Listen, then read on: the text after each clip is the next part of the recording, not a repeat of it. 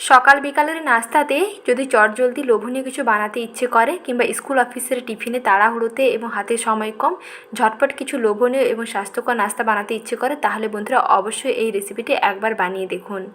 একবার খেলে দেখবেন বারবার খেতে চাইবেন। নমস্কার বন্ধুরা, আমি সাথী আমার কিচেনের আবারও এক নতুন রেসিপিতে আপনাদের সবাইকে স্বাগত জানাই। আজকে রেসিপিতে বানিয়ে দেখাবো পুর ভরার ঝামেলা ছাড়া ফুলকপি আলুর পরোটা। খুব সহজে এই রকম লোভনীয় পরোটাগুলো বাড়িতে তৈরি করে ফেলতে পারেন। কোনো রকম ঝামেলা ছাড়াই কীভাবে এই পরোটাগুলো তৈরি করছি, আসুন তাহলে এর সহজ রেসিপিটি দেখে নিন। প্রথমে ময়দা এবং আটাটা মেখে নেব। আমি এখানে একটি বড় মিক্সিং বোলের মধ্যে নিয়ে নিচ্ছি 1 কাপ ময়দা এবং 1 কাপ নিচ্ছি আটা। এর মধ্যে পরিমাণ মতো লবণ, চিনি এবং অল্প একটু কালো জিরে আর দিতে হবে সাদা তেল, সব কিছুটা ভালো করে দিয়ে নিচ্ছি। এখানে আমি অল্প একটু ময়দা অ্যাড করছি, যদি পারেন আপনারা পুরোটা আটা দিয়েও বানাতে পারেন, তাহলে খুবই স্বাস্থ্যকর হয়। তবে আটা ও ময়দা মিশিয়ে বানালে একটু টেস্টটাও দুর্দান্ত হয়, আর এটা দেখবেন খেতেও দুর্দান্ত হয়, একটু খাস্তা খাস্তা লাগে, তার জন্য ময়দাটা দেওয়া। যদি মনে হয় যে আটা দিয়ে বানাবেন তাহলে অবশ্যই আটা দিয়ে বানাতে পারেন। এখন সব কিছুকে ভালো করে মিশিয়ে নিয়েছি। এখন অল্প অল্প নর্মাল টেম্পারেচারে রাখা জল দিয়ে মেখে নিচ্ছি। যেমন সাধারণত আমরা রুটি পরোটার জন্য ডোটা তৈরি করি, তেমনি করে আটার খামি এখানে বানাতে হবে। কিছুক্ষণ এরকম মেখে নেওয়ার পরে দেখুন খুব সুন্দর মাখানো হয়ে গেছে এবং একটা ডোতে চলে এসছে। এখন এই ডো থেকে লেচিগুলো কেটে নেব। তার আগে এই রকম ডো তৈরি করে একটুক্ষণ স্ট্যান্ডিং টাইমে রেখে দেবেন। ওপর থেকে এরকম একটু তেল লাগিয়ে রেখে দেবেন, যেহেতু এর মধ্যে ময়দা দেওয়া আছে তাই ওপরটা যাতে ড্রাই না হয়ে যায়, তার জন্য একটু এরকম তেল লাগিয়ে প্রায় 10 মিনিট মতো স্ট্যান্ডিং টাইমে রেখে দেবেন। তাহলে দেখবেন ডোটা খুব সফট হয়ে যাবে। আর ততক্ষণে এদিকে একটা পুর তৈরি করে নেব। যেহেতু ফুলকপি আলুর পুর বানাবো, তার জন্য প্রথমে একটা ভাজা মশলা রেডি করে নিচ্ছি। শুকনো কড়াইতে প্রথমে দিয়ে দিলাম কয়েকটা শুকনো লঙ্কা, গোটা 5 ফোড়ন আর দিলাম গোটা জিরে। শুকনো খোলায় 2 থেকে 3 মিনিট নাড়াচাড়া করার পরে দেখবেন খুব সুন্দর ভাজা হয়ে যাবে।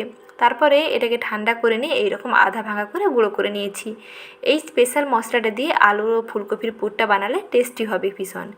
এখন ফুলকপির পুর রান্না করে নেব। তার জন্য কড়াইতে সর্ষের তেল ভালো করে গরম করে নিয়ে 1 চামচ আদা বাটা এবং গোটা 5 ফোড়ন দিয়ে কিছুক্ষণ ভাজা ভাজা করে নিয়েই দিয়ে দিতে হবে কেটে ধুয়ে পরিষ্কার করে রাখা ছোটো ছোটো এরকম ফুলকপিগুলো এবং আর আলুগুলোকে ছোটো ছোটো এরকম ডুমো ডুমো করে কেটে নিয়েছি।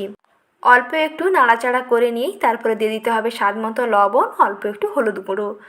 লবণ এবং হলুদটা দিয়ে ভালো করে আবার একটু ভাজা ভাজা করে নিচ্ছি।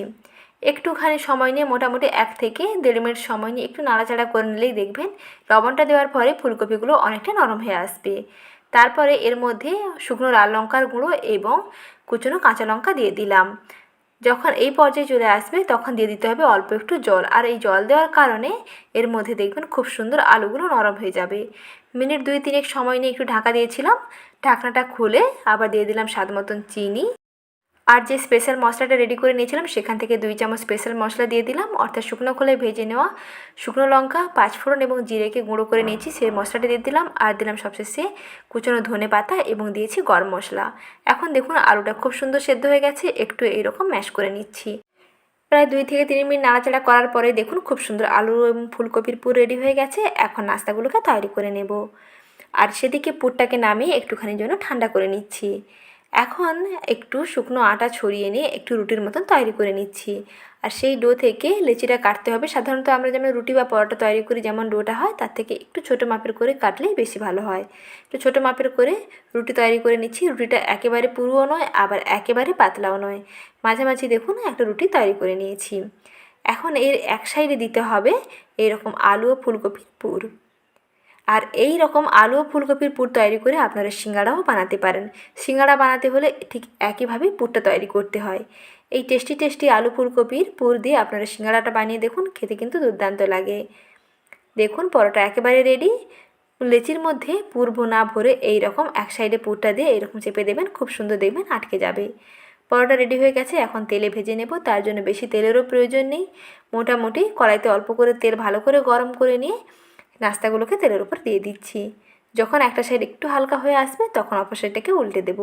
তার আগে কিছুটা গরম তেল এরকম ওপর থেকে ছিটিয়ে দিচ্ছি, আর গ্যাসের আঁচটা মাঝারি থেকে কমের মধ্যে রেখে নাস্তাগুলোকে ভেজে নিচ্ছি, যাতে এই নাস্তাগুলো খুবই খাস্তা খাস্তা হয়। দেখুন একটা সাইড অনেকটাই হয়ে গেছে, ঠিক একইভাবে অপর সাইডটাকেও এরকম উল্টে পাল্টে ভেজে নিচ্ছি। দুইটা সাইড খুব সুন্দর করে ভেজে নিতে হবে। যখন দুই দিকের কালারটা খুব সুন্দর গোল্ডেন ব্রাউন হয়ে আসবে তখন এগুলোকে কড়াই থেকে তুলে নিতে হবে। আর গ্যাসের আঁচটা একটু কমিয়ে ভাজবেন, তাহলে এটা বেশ ফুলকো হবে এবং ভেজে নেওয়ার পরেও দেখবেন বেশ খাস্তা হবে। এই রকম লোভনীয় ফুলকপি আলুর পরোটাগুলো আপনি যাকে খাওয়াবেন সেই আপনার প্রশংসা করতে বাধ্য হবে এবং রেসিপি জানতে চাইবে এগুলো কেমনভাবে বানিয়েছেন। এই নাস্তাগুলো শুধু একটু সস দিয়ে সার্ভ করবেন, দেখবেন খেতে দুর্দান্ত লাগে। বাচ্চাদেরকে টিফিনের জন্য বানিয়ে দেবেন কিংবা স্কুল অফিসের টিফিন কিংবা ব্রেকফাস্ট, সকাল বিকালের নাস্তাতে চটজলদি বানিয়ে ফেলুন এইরকম লোভনীয় ফুলকপির পরোটা। একটি খেলে দেখবেন আর একটি খেতে চাইবেন, বারবার রিকোয়েস্ট আসতেই থাকবে আর একবার বানিয়ে দেওয়ার জন্য।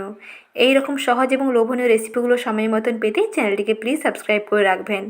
ভালো থাকবেন, আবারও শীঘ্রই হাজির হচ্ছি নতুন রেসিপি নিয়ে। পরবর্তী রেসিপি দেখার আমন্ত্রণ থাকলো। ভালো থাকবেন, ধন্যবাদ।